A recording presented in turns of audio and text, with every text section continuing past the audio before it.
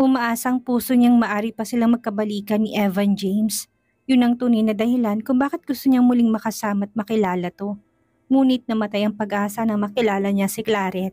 Natatandaan niyang babae ay anak ng mayor nila noon at kaibigan ng pamilya Aspiran.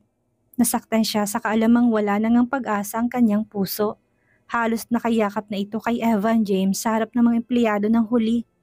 Sweetheart, tumatawa sa tenga niya ang malambing na tinig nito. Marahil ay matagal ng mga ito. Ito ang mahal ni Evan James. Saka mas bagay ang mga ito dahil mayaman din ang mga serya sa bayan nila. Alam din niyang ito ang gusto ni Doña Maridad para sa anak nito.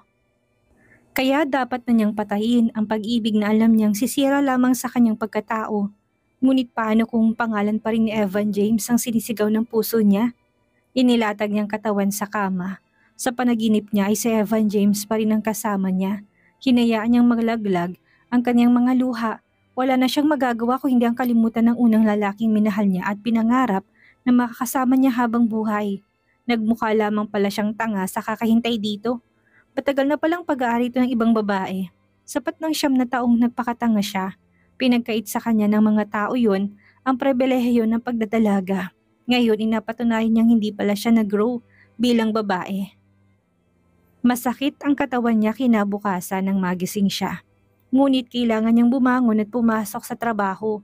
Dapat siyang umangat sa buhay. Bakit? Hindi naman niya mapapantayan ang kayamanan ng mga aspiran kahit na magbanat pa siya ng buto. Kaya dapat lamang natanggapin niyang katotohanan. Isang pangarap lamang ang pag-iibigan nila ni Evan James. May Claret na ito. I should hate him. Hindi ang mahalin pa rin siya. Pinaasa lang siya nito, hindi nito tinupad ang mga pangako nito. Nakipagnobyo to habang siya'y parang baliw na naghihintay dito. Yun dapat ang maramdaman niya, baka sakaling mabura na ito sa puso niya. Isinubsob niyang ulo sa mga ledger sa mesa niya. Good morning, bati ng baritonong tinig na kinapitlag ng puso niya. Yun bang pangako niyang buburahin to sa sistema niya? Tinig pa lang nito'y naglulundag ng puso niya. But she retreated. Niloko ka, sigaw ng isip niya. Nagangat siya ng mukha, tinasa niya ito ng kilay. Good morning, tinatamad na bati niya rito. Pigil ang pagkataranta. Mukhang magsusunog ka ng kilay Nag-impil yung ngiti nito. Tinignan itong mga folder sa mesa niya. Ilan bang accountants mo dito? Tanong niya. Pinatigasan kanyang mukha, kumunot ang noon nito. Bakit? Tanong nito. Mukhang matagal nang hindi na-audit ang mga to. Kailan lang ako naupo bilang presidente, kaya gusto kong balikan ang mga yan. Naupo ito sa harap niya, napamaang siya. Wala kang tiwala sa dating presidente? Hindi naman, just starting again, you know? Bahagyang ngumiti ito, tumango na lamang siya at binalik ang kanyang atensyon sa ledger. Ngunit matalas ang pakaramdam niya. Dama niyang hindi mapakalito. How are you now? Magiliw na tanong nito. I'm busy. Sagot niyang hindi tumitingin dito. Kayo na ba talaga ng Brent na yon? Parang pinag-isipan pa nitong na matagal ang tanong na yon. Hindi niya alam ang isasagot. Kung sasagutin niya ito ng tama ay baka isipin itong nagpakabaliw siya. We've known each other for more than 2 years now. Sagot niya para maging safe, nahuli niyang pagtango nito. Hindi na niya pinag-aksayahang itama ang anumang iniisip nito dahil alam niyang makakasira yun sa kanya. Hayaan na lamang niya kung anong iisipin nito. Basta lang hindi nito iisiping nagpakatanga siya. You told me yesterday that you waited for so long. Pero may boyfriend ka naman pala, naging sarkastiko ng tinig nito. Because you made me believe in lies, naiinis na sagot niya. Pinaghintay mo ko ng matagal, ngunit hindi mo naman tinupad ang mga pangako mo. Gusto niyang isigaw na may Claret naman to. Bakit ngayon parang ito ang naghihinanakit sa kanya? Yun ang nababanaag niya sa pagkulimlim ng mga mata nito nang tapunan niya ito ng mabilis na tingin. Dahil basta ka na lamang umalis ng asyenda, bakit hindi ka malang nagpaalam na may plano pala kayong umalis na mag-ina? Nagkasama pa tayo ng hapong iyon. Bakit kinabukasan umalis na kayo? Pagbalik ko wala na kayo. Ginago mo ko, malakas na sabi nito. Hindi mo alam ang sinasabi mo, pinalayas kami ng mama mo. Anong gagawin naming mag-ina? Ano ang laban namin sa mama mong mata pobre? Sumabog ng hinanakit niyang nakatago sa kanyang dibdib na matagal na panahon sa mama nito. Hindi na rin niya napigilan ang mga luha nang maalala niyang mama nito.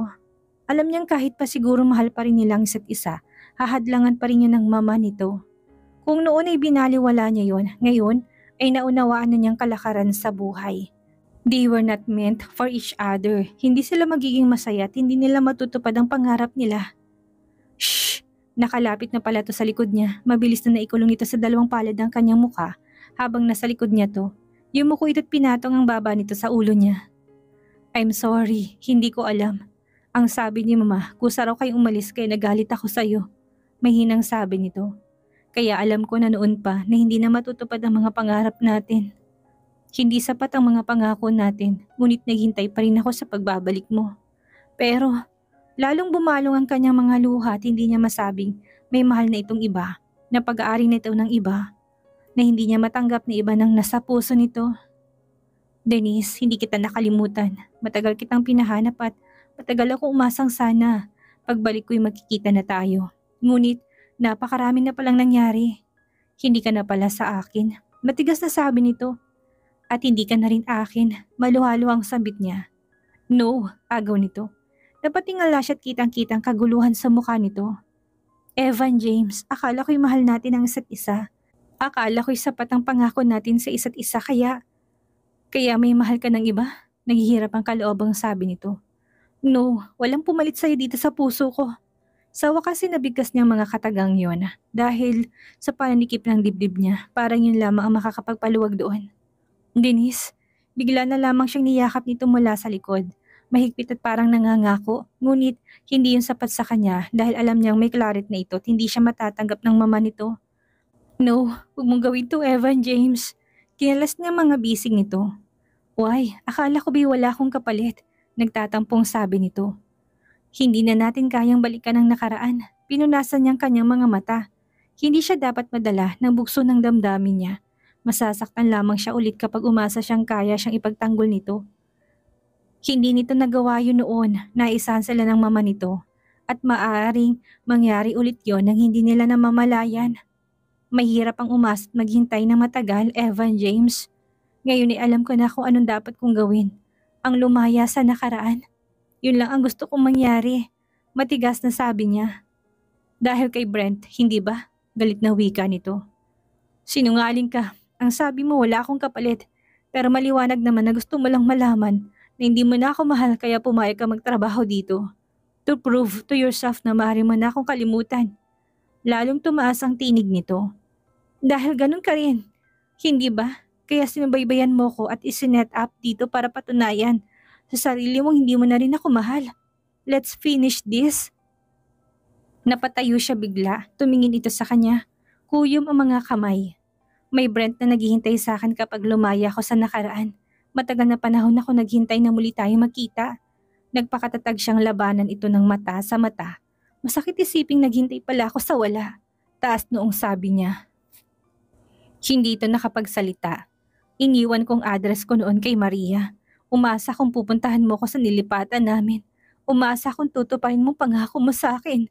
Ngunit hindi ka dumating. Naghintay pa rin ako kahit walang katiyakan. Umiiyak ako gabi-gabi dahil alam kong mahal mo ko at hindi mo ko matitiis. Pero ngayon, hindi na ako yung dating Denise sa high school na hindi nakakaintindi sa kalakaran sa buhay. Hindi tayo para sa isa't isa, Evan James. Malayo ka sa akin. Napakalayo. Nabasa ang mukha niya ng luha. Nagsisikip ng dibdib niya, ngunit ang gusto lamang niya ay pakawalan ang mga hinanakit niya rito. I'm sorry, mahinang sabi nito. We're both sorry to ourselves, to our promise, to our love. Goodbye, Evan James. Inayos niyang sarili niya. Saan ka pupunta? Inagapan itong kamay niya. Yes, I must admit na tinanggap kong trabahong ito para ma-assess ang sarili ko.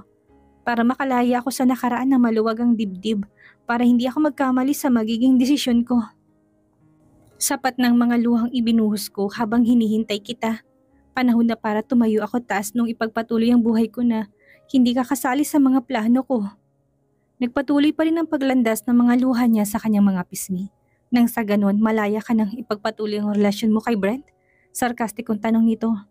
Maybe yes. Hindi ako makakapagseryoso sa kanya.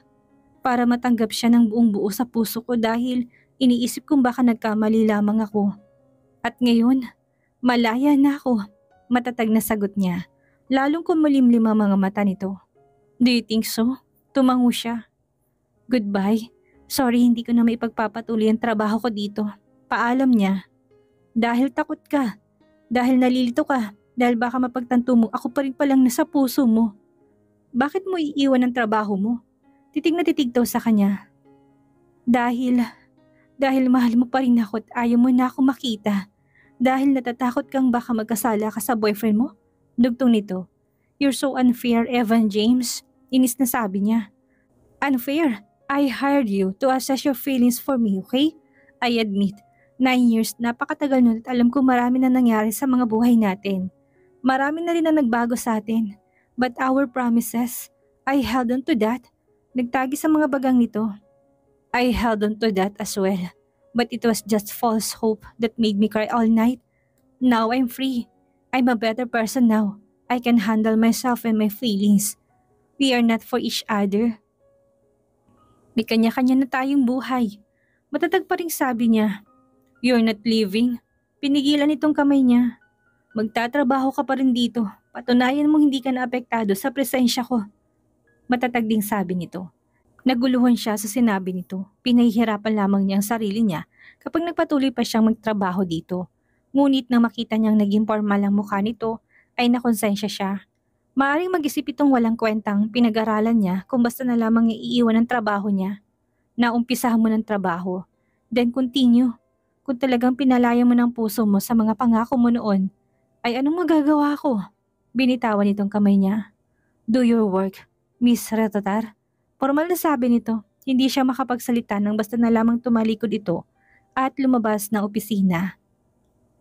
Sinundan na lamang niya ng tingin ng likod nito.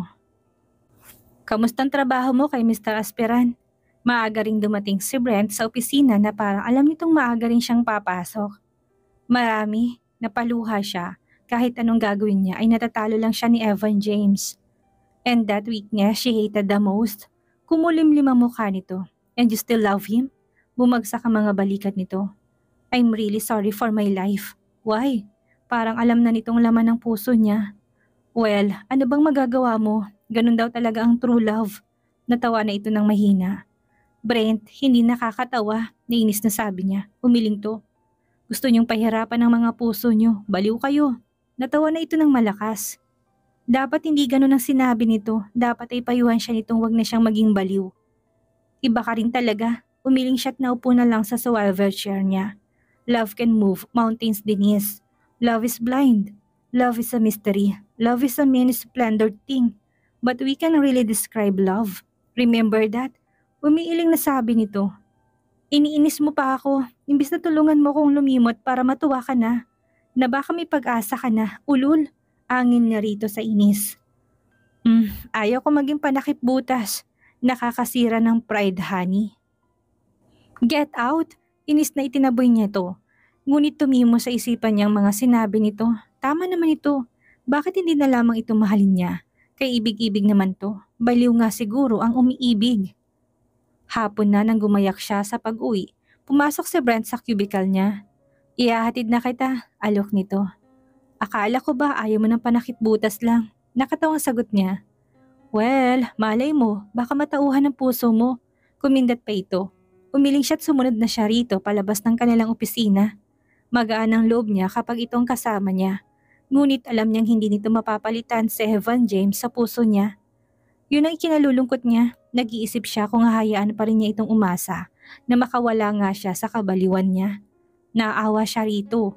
Napakabait nito at hindi marunong mag-take advantage sa kahinaan niya. Baka masaktan ka rin, Brent. Nag-aalalang sabi nito. Ako, masasaktan? Matagal na sabi nito. Bakit ka ganyan? Nakakainis ka. Naiinis na sinuntok niya ito sa dibdib. Oh, loving to Johnny Kelly nang masalubong nila to. Wala ba tayong lakad? Kumindat na tanong nito kay Brent. Kami lang ni Denise. Tumawang huli. Alam niyo bagay kayo, tinuro niya si Kelly. Hello, hindi pa ako hibang para isiksik ang sarili ko sa lalaking nababaliw sa ibang babae. Mataring na masagot nito. Tinamaan siya sa sinabi nito, may iba na ring mahal si Evan James. Ngunit baliw pa rin siyang umaasa dito. Nagpupuyos ang dibdib ni Evan James na makapasok siya sa silid Gusto pa rin niya suyuin si Denise kahit tinapos na nitong lahat sa kanila. Ngunit pagdating niya sa bangko, nagalit lamang siya nang makitang sweetness ni Brent kay Denise. Hindi na yata niya kayang ipagwalang bahala yon. Gusto niyang agawin si Denise sa Brent na yon. Paano? Mukhang malalim ng pinagsamahan ng mga yon. Nakikita niyang mahal ng lalaki yung si Denise. Hindi niya alam kung paano umpisahan ang pag-aayos ng relasyon nila ni Denise. Bastang alam niya, ito pa rin ang nasa puso niya. Nararamdaman niyang wala ng pagmamahal ito sa kanya. Mukhang malabo na magkabalikan pa sila. Ngunit hindi siya papayag, kaya nga hindi niya pinayagang mag-resign ito sa trabaho nito sa kanya. Mas malaki ang pagkakataon niya kapag nagtrabaho to. May pagkakataon siyang makasama to. Ngunit hindi na siya makakapayag na mas maraming oras ang pagsasaluhan nito ni Brent na yon. Gusto niyang magsisi dahil iniwan niya ito ng matagal. Dahil pinaniwalaan niyang mama niyang maganda ang hangarin nito para sa kanya kaya ginisto nitong magpakadalubasa siya sa Amerika. Yun pala may plano pala ito para sa kanya. Yun ay para ilayo siya kay Denise. Alam niyang maraming lalaki ang nangangarap ng katulad ni Denise. Lalo na't nakapagtapos naman pala to sa pag-aaral. 1,000 pagpipigil sa sariling ginawa niya para wag yakapin at hagkanto. Ngunit alam niyang mali kung dadaanin niya sa ganon ang pakipagbalikan dito. Paano kung madala lamang to sa gagawin niyang pang-aakit dito? Pero ang totoo, hindi na pala siya makakapasok sa puso nito. Gusto niyang makuhang muli ang puso nito, hindi ang angkinin lamang ang katawan nito. Mahal niya ito't mababaliw yata siya kapag hindi siya muling mahalin nito. Hindi niya papayagang makuha ng ibang lalaki ang Denise niya na inalagaan niya ng matagal na panahon. Magtitiis na muna siya hanggat hindi niya napapaamo ito. Hindi niya napaghandaan ng pagbabago ng ugali nito. She became strong, assertive, and hard-headed. Hindi kagaya noon na submissive ang loving ito. Punong-punong hinanakit ang puso nito sa kanyang mama, kaya siguro nagmamahal na ito ng iba. Iisa lang ang kaya niyang aminin ngayon sa sarili niya. Hindi niya magagawang ipagparaya sa ibang lalaki si Denise. Whatever the consequences would be, he must do something para muli siyang mahalin ito. Nanghihina ang katawan ni Denise, patang-pata. Lalo lamang siyang nahihirapan ngayon dahil nagkita na ulit sila ni Evan James. Ngunit wala na palang saysay ang muli nilang pagkikita. Dahil hindi na sila maaring mangarap ulit. Pagkatapos na maghintay ng matagal, masasaktan lamang pala siya. Kinatok siya ng kanyang inay. Kunot ang noon itong parang may hindi mapaniwalaan. Denise, may bisita ka, wika nito. Nagtaka siya sa inasal nito. Si Brent lamang ang dumadalaw sa kanya at alam niyang boto naman ito sa lalaki at masaya ito kapag pinapasyalan siya ni Brent sa bahay. Otomatikong napasilip siya sa sala para alamin kung sinong bisitang sumira sa masayang aura ng mukha ng kanyang inay. Nakaupo doon si Evan James. Magkasalikop ang mga palad, lumipad ang tingin nito sa kanya. Agad itong tumayo. Good evening. Masiglang bati nito. Biglang nataranta ang kanyang puso na marinig niyang mapang-akit na tinig nito. Good evening, anong ginagawa mo dito? Tanong niyang tila lalong humaba ang kanyang leeg dahil parang nabaon ng kanyang mga paa sa sahig. Hindi ko alam na nakita na pala kayo. May hinanakit sa tinig ng kanyang inay. Napatingin siya rito, hindi niya alam kung paano siya magsasabi ditong nagtatrabaho siya sa binata. Hala, harapin mo na siya. Halata ang galit nito kay Evan James. Agad na pumasok to sa silid nito. Hindi niya malaman kung anong unang gagawin niya. Lalabas ba siya ng silid niya at agad harapin ng binata at ipagtatabuyan ito o magbibihis na muna siya bago lumabas? Ngunit ang puso niyang sumagot, agad siyang lumabas. Bakit ka nandito? Malamig na tanong niya dito. Hindi siya nagpahalatang natutuwa naman talaga siya sa pagdating nito. Hindi ako makatulog sagot nito. Paano mo nalaman dito ako nakatira? Tanong niya. Noon ko pa alam, sinusundan ko kayo ni Brent kapag hapon. Ha?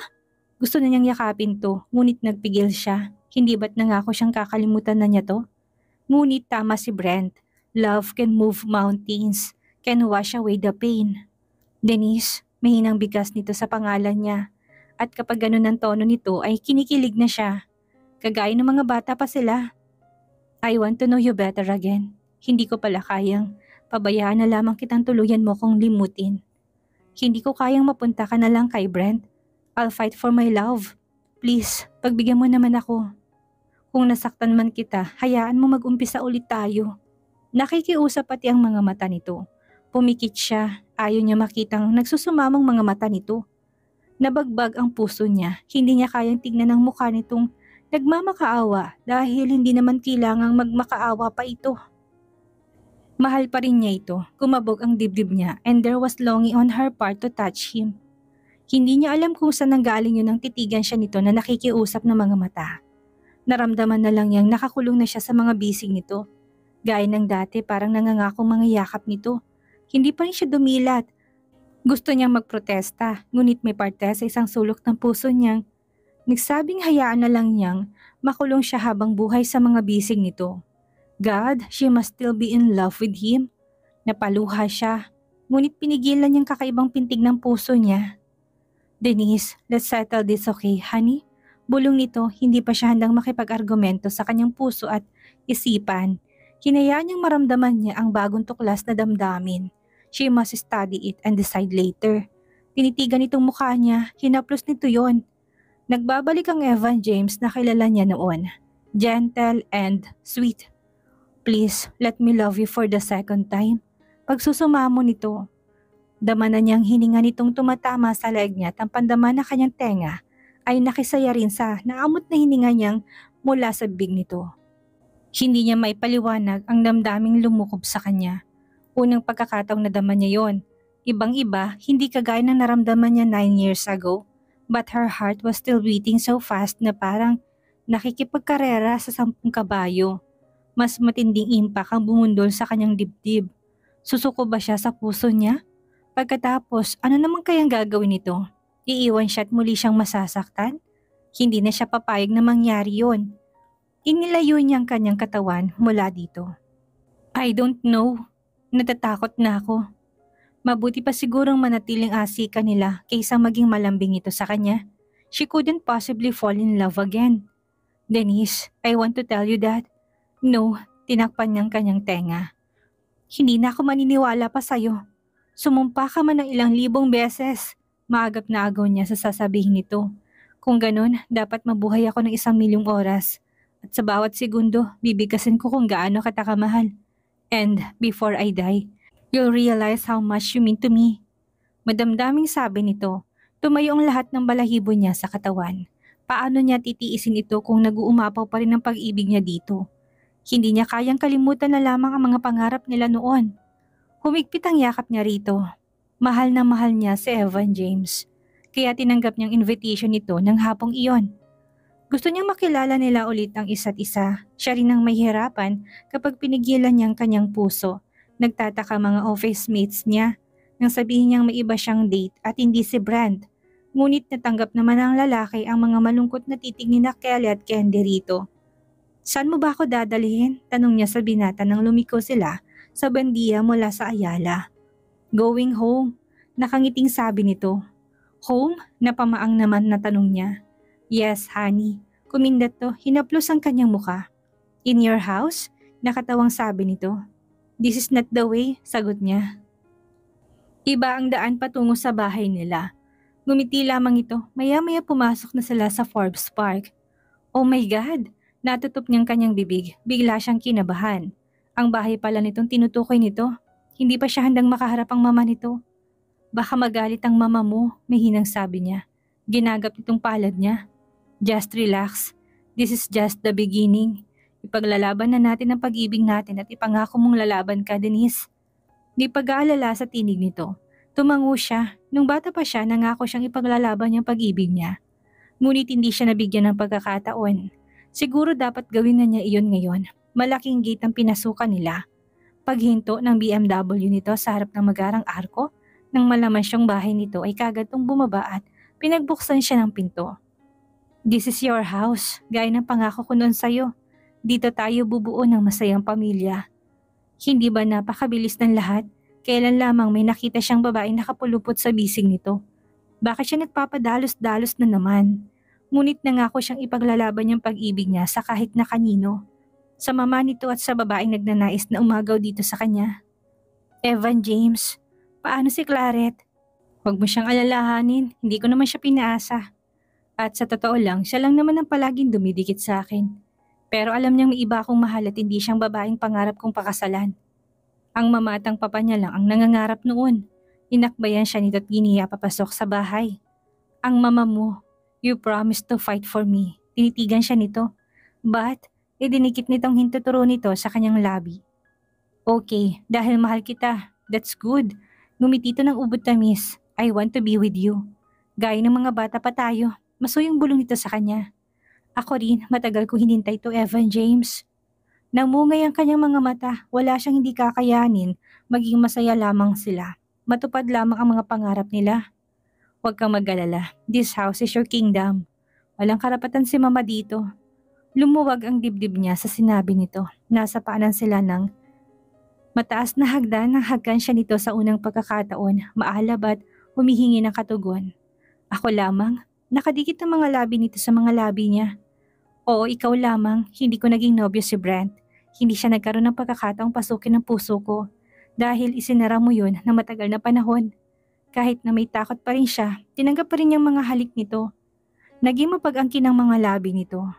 You're my love, my life, and my everything. Paggising niya ay nalanghap niyang mabangong halimuyak ng mga bulaklak sa tabi niya. Napapalibutan siya ng mga puting talutot ng mga rosas at orchids sa bed niya.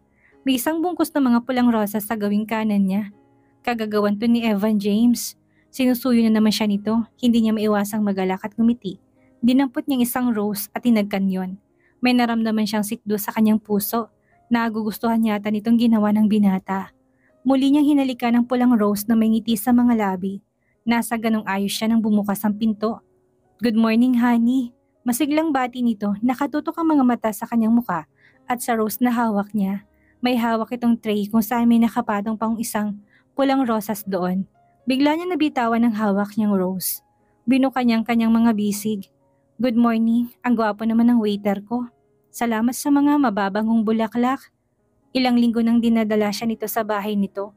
Paminsan-minsan dito sila kumakain at magdamag na nagkukwentuhan sa garden habang nakatingala sila sa langit. Paminsan-minsan ay hating gabi na kung ihatid siya nito. Ngunit kagabi ay naglambing itong samansya na muna siya. Hindi siya pinauwi nito. Miss nilang isa't isa at wala silang gustong gawin kundi ang magkasama buong magdamag. Kulang ang gabi para sa kanila na walang mga hinanakit nila sa isa't isa. Tinanggap nilang pagsubok lamang ang dumaan sa buhay nila. At ngayong magkasama na sila, hindi na sila maghihiwalay. Ibinaba nitong tray sa mesa sa tabi ng kama at dinampot ang rose doon. Naupo ito sa gilid ng kama. I miss that smile. Anas nitong inabot sa kanya ang rose. Ngumiti siya. I miss you so much. Anas niya. Nag-init ang buong mukha niya. Wala siyang nagawa kung hindi tanggapin ng long stem, red rose dahil pinilapit nito yun sa kanyang ilong. Come on, breakfast na muna tayo. Ang sweet-sweet mo talaga. Pinanggigilan niya ng halikang ibabang labi nito para siyang bumalik sa pagkabata. Hindi na ganyan ang humalik, honey. Ganito, sinakop ng mga labi nitong kanyang mga labi. They kissed. Wala yatang gustong humiwalay ng mga sandaling iyon. Muli siyang tinuruan nito kung paano maging mapusok ang mga labi niya. Denise, anas nito. I love you. Let's get married. Masuyang sabi nito, lalo siyang lumutang sa hangin. Tumingin ito sa rosas na hawak niya. Kinuha nito yun at may hinugot mula sa stem nitong hindi niya napansin kanina. Nakatali pala sa ribo ng singsing. Nalaki ang kanyang mga mata. Napakabilis naman yata. Anong napakabilis? Almost 10 years ang pinaghintay natin. Ngayon hindi na tayo mag-aksaya ng oras. Pinakatitigan nito ang kanyang mga mata. Will you marry me? Paanong mama mo? Tanong niya. Humahalili sa kagalakan niyang takot sa mama nito. Please, wag ang mamang isipin natin. This is your house. Hindi ka makakanti ng mama dito. At kapag kasal na tayo, you'll have all the rights to rule here. Nagsusumamong mga mata nito. Please marry me. Hindi ko na kayang maghintay pa ng isang buwan, isang taon o maraming taon. We are really meant for each other, Denise. Sinuot nito sa daliri niya ang singsing. I love you at walang makakapigil sa akin para pakasalan ka. I love you too. I do. I'll marry you and I promise to be your wife forever. Maluhaluhang sagot niya. Let's eat, sabi nito pagkatapos itong hagkan ng tampok na malaking bato sa singsing. Namungay ang kanyang mga mata nang sinadya nitong dumulas. Ang bibig nito sa kanyang dibdib na kunwaring napasubsob. Akala ko ba kakain ka? Inirapan niya to. Inangat ang mukha nito sa kanyang dibdib. Oo nga, kakain ako. Ngunit hindi sa Trey nakatingin to, kung hindi sa kanyang dibdib.